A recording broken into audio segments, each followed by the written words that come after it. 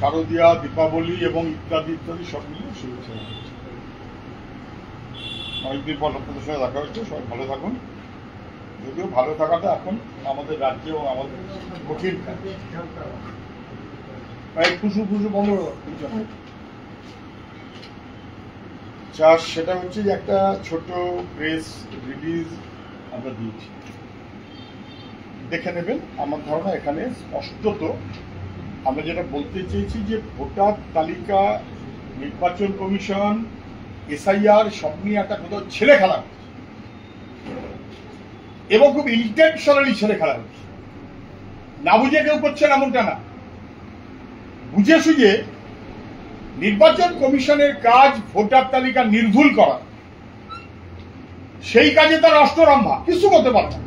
আমি পরে একদিন করে দেখাবো যেটা তাদের কাজ, সেই কাজটা তারা করতে পারে না। নাগরিকত্ব নির্ণয় করাটা যেটা নির্বাচন কমিশনের কাজই না, ওই কাজটা স্বরাষ্ট্রমন্ত্রক তার কাজ করতে পারে না, নির্বাচন কমিশন তার মধ্যে ঢোকে। নির্বাচন কমিশন ভোটার লিস্ট নির্ভুল করতে পারে না, স্বরাষ্ট্রমন্ত্রক অত বন্ধুরা বা রাজনৈতিক দল তার মধ্যে গিয়ে হাত গলাচ্ছে, নাক গলাচ্ছে। সংবিধান সম্মত মনোভাবে মানুষের ভোটের অধিকার, ভোটার লিস্টে নাম ঠিকমতো করে নির্ভুলভাবে রক্ষা করা, ভোট দানের অধিকার, নির্বাচনে দাঁড়াবার এবং নির্বাচিত হওয়ার অধিকার, এগুলোকে যদি প্রকারান্তরে পলিউট করা হয় তাহলে আমাদের সংসদীয় গণতন্ত্র এবং সংবিধান এই দুটোই বিপন্ন হয়ে পড়ে। ঠিক সেই কারণেই আমাদের আজকে কথাটা বলতে হচ্ছে। রোজই তো দেখছি ভাষণবাজি চলছে এসআইআর নিয়ে, একজন একরকম বলছেন, আরেকজন আরেক রকম বলছে। কি চায় বিজেপি, কি চায় তৃণমূল? তৃণমূল নির্ভুল ভোটার তালিকা চায় না। মৃত মানুষ তার নাম থাকুক তা চায়, আনট্রেস যাকে কেউ চেনে না, ভুতুরে ভোট থাকুক তা চায়। সেই কারণে তৃণমূলের আগ্রহ মৃত মানুষের নাম থাকুক, স্থানান্তরিত মানুষের নাম থাকুক, ভুতুরে ভোটারের নাম থাকুক, ঠিকানাবিহীন নাম থাকুক। তাহলে বিশেষ করে একটা দেড়টার পর ভুতুরে কাণ্ড করতে পারবে ভোট দখল করার জন্য। এটি যে তৃণমূলের মনোভাব, সেই অনুযায়ী তারা প্রত্যেক বছর পরিচালিত হয়। আমি নির্দিষ্ট উদাহরণ দেব। বিজেপি কি চায়?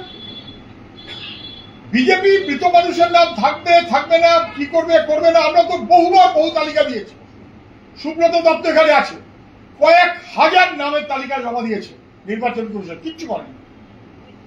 উত্তর 24 জেলা, উত্তর দমদম, কয়েক হাজার মানুষের নামের তালিকা দিয়েছে, কিচ্ছু করেনি। এরকম আমি জায়গা ধরে ধরে বলতে পারি।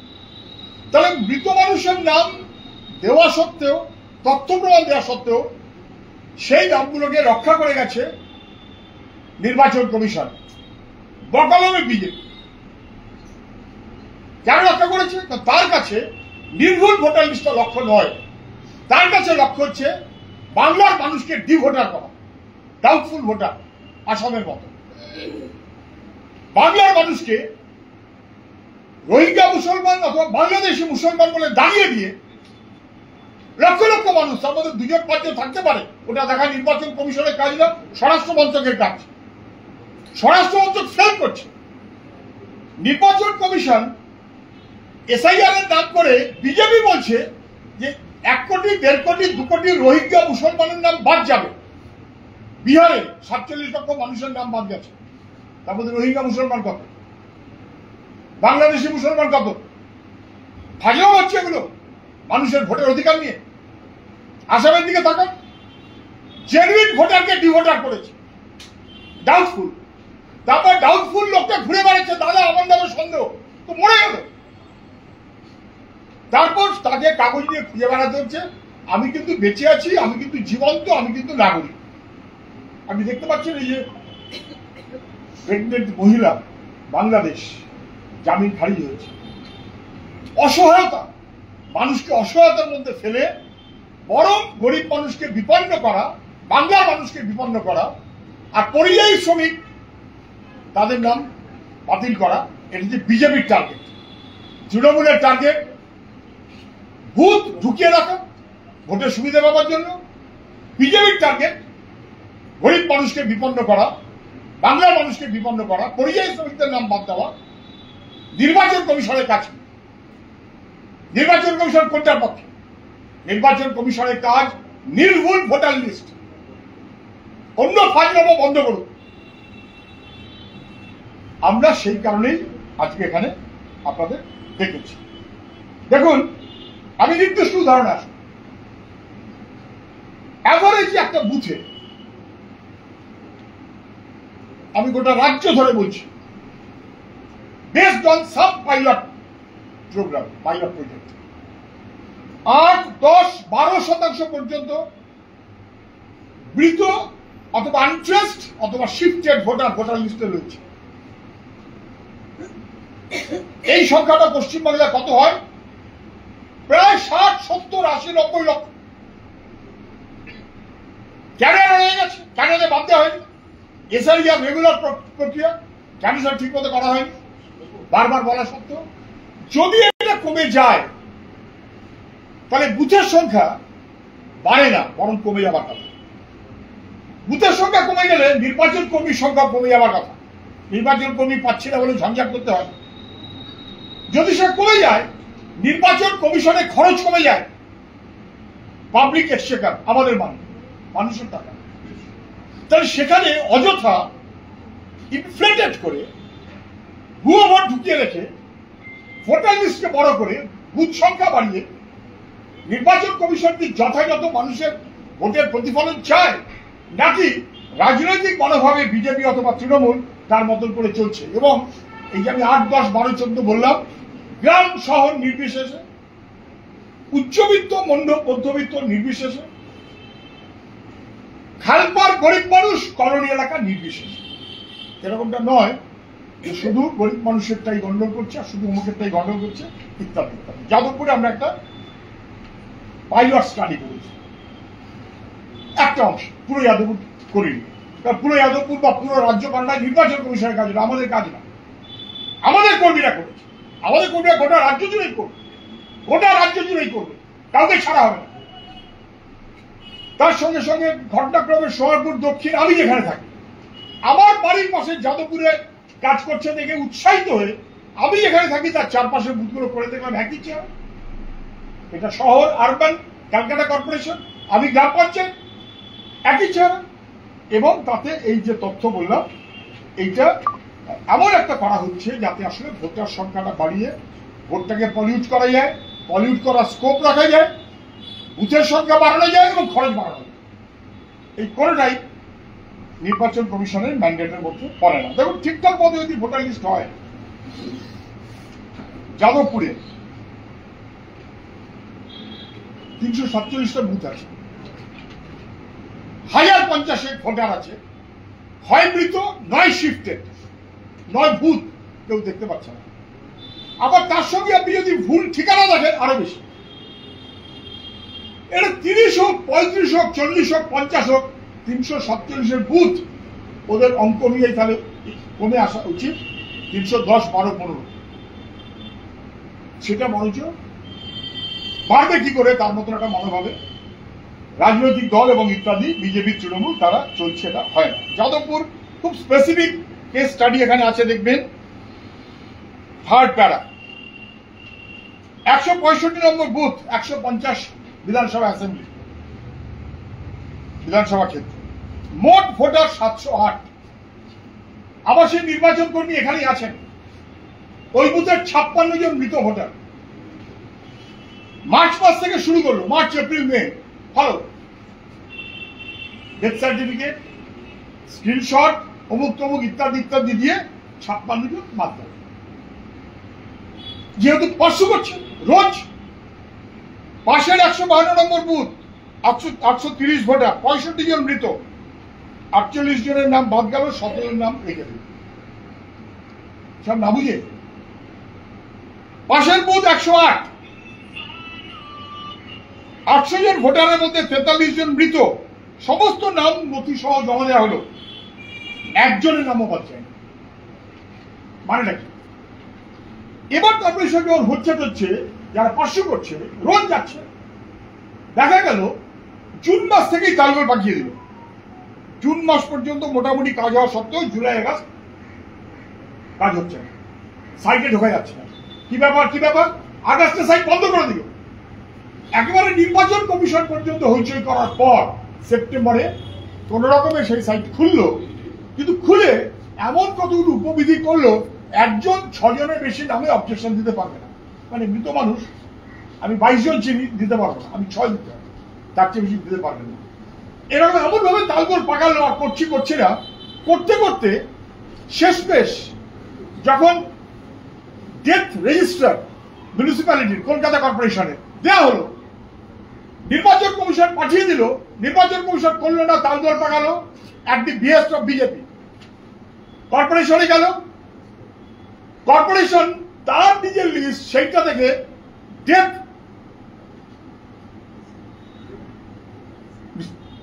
নিশ্চিত করলো। না আপনার থেকে একটা দাঁড়ান দেখছি, কোথায় দেখবেন? শ্মশানে পাঠিয়ে দিল।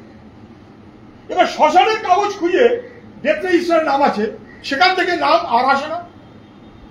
At the behest of Trinamool মৃত মানুষের নাম বাদ দেওয়াটা আটকে গেল। Primarily at the behest of BJP নির্বাচন commission, secondarily at the behest of Trinamool corporation. এই ফাজলামো আর কতদিন চলবে? এসআরিয়া সারা বছর ধরে আবার কথা, তাহলে কেন সেটা ঠিক মতো করে হলো না, এই কোয়েশ্চেনটা আমাদের থাকে। আমি বলছি অন অ্যান অ্যাভারেজ একটা বুথে জন 50, 40, 45, 50 কম বেশি মৃত, 40, 50, 60, 25, 30 গ্রাম শহর নির্বিশেষে, মানে ফারাক নেই। এই সংখ্যাটা যাদবপুরে মানে শুধু মৃত মানুষের সংখ্যাটাই 17,500। আপনি কি করে বুঝবেন? কোথায় গেল সেই চারটা? যাদবপুরে, শুধু যাদবপুর। আমরা পাই, ওরা পায় না, নির্বাচন কমিশন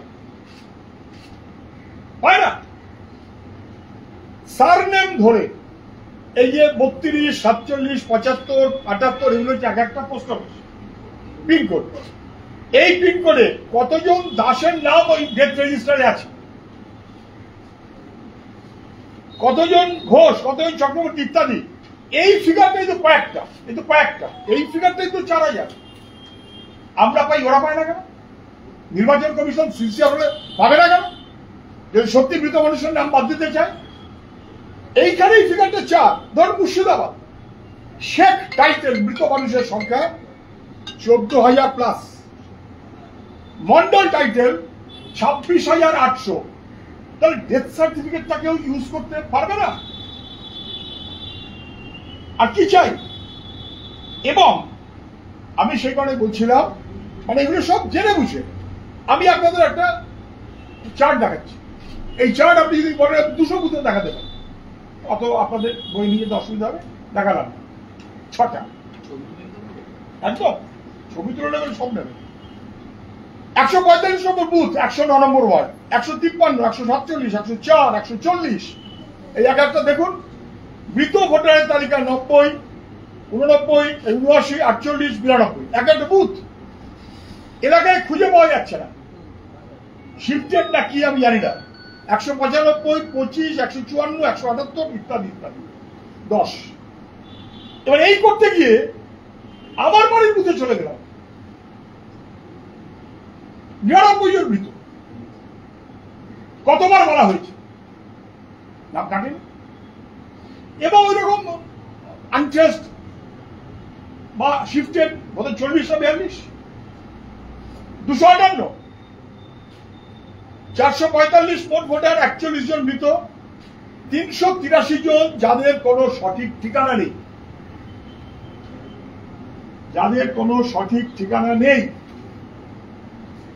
এই দেখুন, এটা 257। আমি যে বাড়িতে, কিভাবে কি ভাগ করে 258, আমার এক ভাই দাদা তারা জন্য।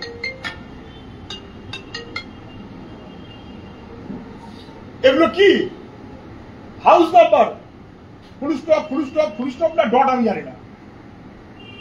এই তো, এই যে নাম, জেন্ডার, এপিক নাম্বার সব তোলা আছে। এই ফুল স্টপ, বাড়ির ঠিকানা, এবারে বাড়ির ঠিকানা N0126 N00 ফাজলামি হচ্ছে এগুলো। N001 N107 এবং 107 মানে হয়তো 52টা বাড়ি। এই যে আমি ওই কারণে শব্দটা একটু হার্স হচ্ছে কিনা আমি একটা ছাবলাম হচ্ছে, ছাবলাম। তৃণমূল চায় না, অতএব বিজেপিও করতে রাজি না, অতএব নির্বাচন কমিশন ঘোড়ার ডিম করছে। এইখানে আছে বোধহয় প্রায় 30 বুথে 1000-900 মতো, আর এই বুথের মোট ভোটার হচ্ছে 1100, তার মধ্যে 800+ তার কোনো ঠিকানা নেই। এটা তাই, এটা আসুন 109 ওয়ার্ড, একটা ওয়ার্ড।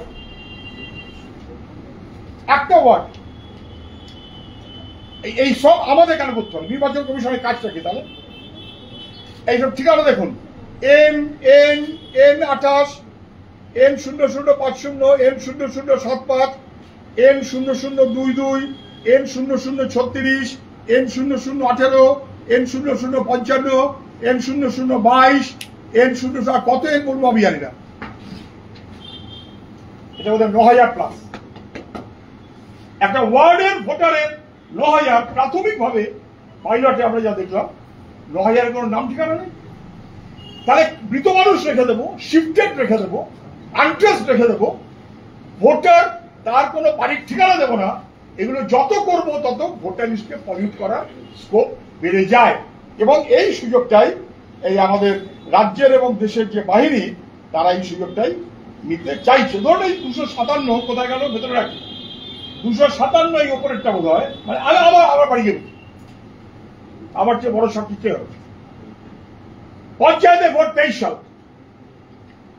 ভোট হলো, শাসক দলের লোকেরা পর্যন্ত জানে হেরে গেছে, গ্রামে পরিবারে খবর চলে এসে হেরে গেছে।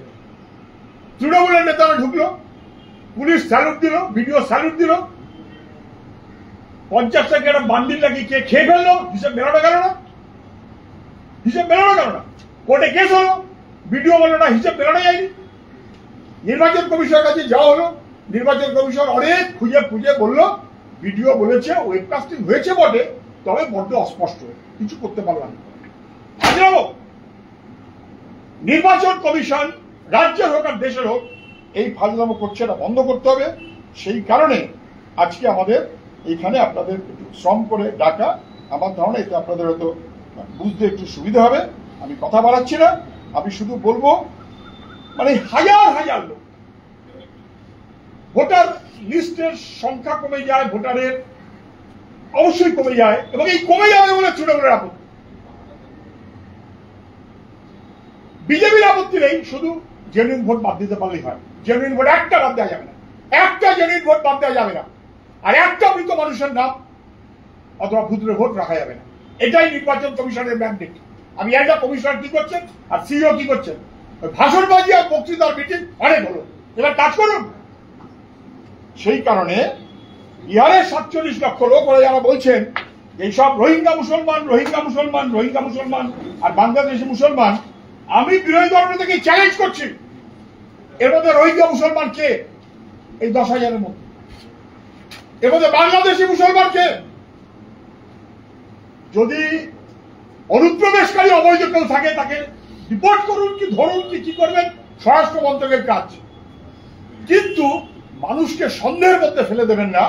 আসামের বাংলাভাষী মানুষ তাকে ডিভোটার করা হয়েছে, তারপর তার নাগরিকত্ব নিয়ে প্রশ্ন তৈরি করা হয়েছে।